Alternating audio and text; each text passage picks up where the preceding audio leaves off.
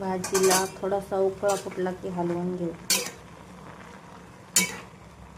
थोडीशी वापरून घ्यायची.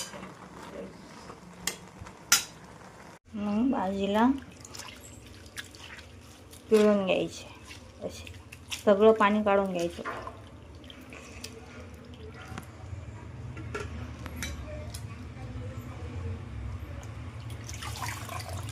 कढई गरम झाल्यावर त्याच्यात थोडंसं तेल टाकू.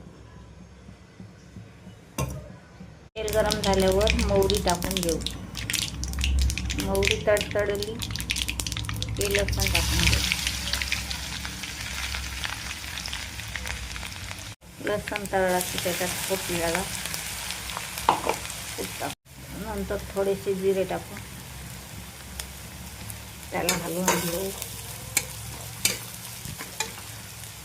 10 मिनिटासाठी थोडंसं मुगाची डाळ भिजवून घेऊ. भाजी झाली आपली रेडी. ह्याच्यात मुगाची डाळ टाकून घेतली. आता मीठ टाकून घेऊ. झाली रेडी.